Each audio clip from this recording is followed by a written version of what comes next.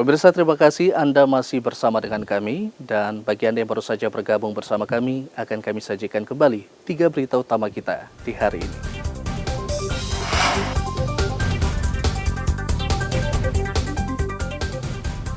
Ribuan pendukung Gubernur Papua Lukas NMB berunjuk rasa aktivitas pendidikan dan ekonomi lumpuh.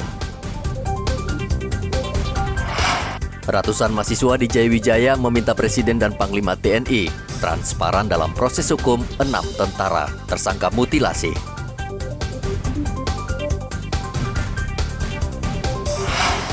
Bahan bakar minyak di Merauke makin langka.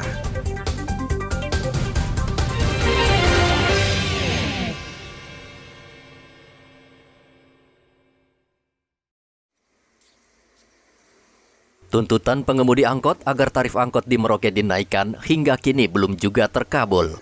Sementara harga BBM sendiri sudah lebih dari 2 minggu naik. Tak pelak banyak pengemudi angkot di Merauke mulai menjerit karena pendapatan mereka semakin tergerus. Markus, salah satu pengemudi angkot, mengaku sebelum BBM naik, ia biasa membeli BBM jenis Pertalite sebesar Rp100.000. Kini ia harus mengeluarkan uang Rp150.000 setiap hari. Sementara menurut dia penghasilannya per hari rata-rata Rp200.000.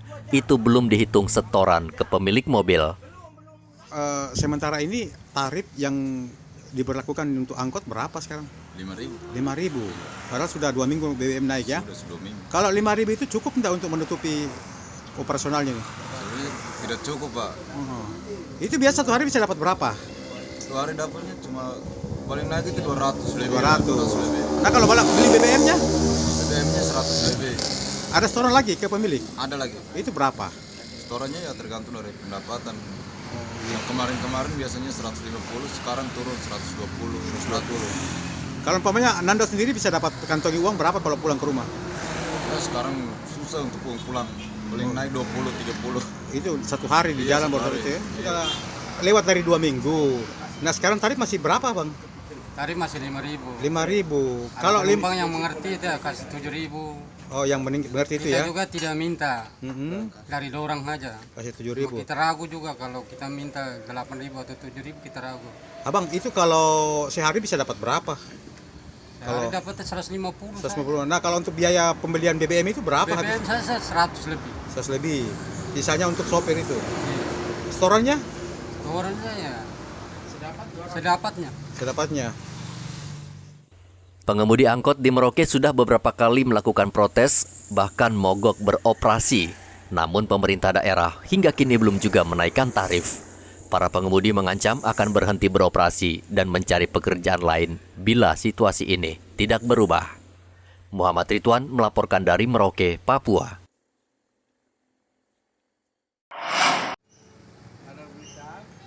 Kenaikan harga BBM ternyata tidak hanya menyusahkan pengemudi angkot atau para pedagang di pasar yang menjual kebutuhan bahan pokok. Pemangkas rambut ternyata juga terkena imbasnya. Iksan, salah satu pemangkas rambut di Jalan Nowari Merauke, mengatakan pendapatannya semakin berkurang karena harga kebutuhan pokok sudah naik. Setiap hari ia mengaku berpenghasilan sebesar Rp300.000, sementara harga kebutuhan pokok sudah naik hingga 40%. Iksan dan pemangkas rambut lain berencana akan menaikkan tarif cukur berkisar di Rp35.000. Harga BBM apakah untuk jasa pangkas rambut ini ada peningkatan seperti apa Pak? Iya, pasti ada perubahan juga. Nah, kenaikan BBM juga sangat berpengaruh juga untuk kami. Nah, untuk perubahannya itu seperti apa? Ada peningkatan orang yang datang pangkas rambut atau seperti apa? Kemungkinan di tarifnya. Oh, tarifnya. Karena di Merauke ini sudah ada perkumpulan ya. Kurang lebih sekitar 30 perkumpulan pemangkas rambut yang ada di Merauke. Komunitas itu diberi nama PKKPM ya. KKPPM, Kerukunan Keluarga Pangkas Rambut. Nah, sekarang tarif yang untuk satu kali pangkas rambut berapa? Untuk harga lama masih 30. Ya. Nah, rencana akan dinaikkan ini dengan kenaikan BBM ini? Ya, kemungkinan ya sekitar 30. Kenaikan harga BBM telah memicu inflasi. Presiden Jokowi Selasa kemarin meminta pemerintah daerah agar ikut membantu menanggung biaya transportasi bahan pokok. sehingga bisa menekan kenaikan harga. Muhammad Ridwan melaporkan dari Merauke, Papua.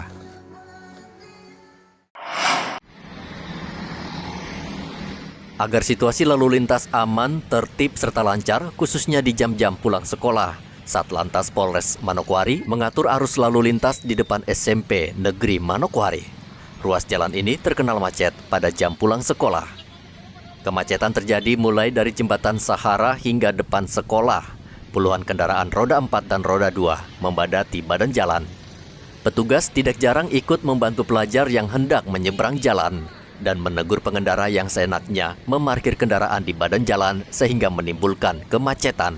Memang untuk anak-anak murid pada saat pulang sekolah, terkhusus di SMP Negeri 2, pada saat penjemputan anak sekolah memang sering terjadi kemacetan. Maka dari itu perintah beliau langsung bahwa untuk mengurai kemacetan yang terjadi, kita dari personel lalu lintas melakukan pengaturan pada jam-jam pulang sekolah. Demikian. Berarti Bang itu tidak ada kendala Bang selama ini untuk proses pengaturan lalu lintas Bang sendiri? Untuk sementara belum ada kendala ya, mungkin kendala dalam hal kemacetan kita upayakan. Kebetulan pada saat penumpukan kendaraan tuh mayoritas kendaraan roda 4. Jadi mungkin kita akan sosialisasi lagi ke sekolah terkait penjemputan anak-anak murid, mungkin bisa menggunakan kendaraan bermotor atau roda 2 sehingga tidak terjadi penumpukan kendaraan di sekitar situ. Itu kemacetan berapa meter Bang kalau pandangan Abang sendiri? Gimana? Kemacetan Bang?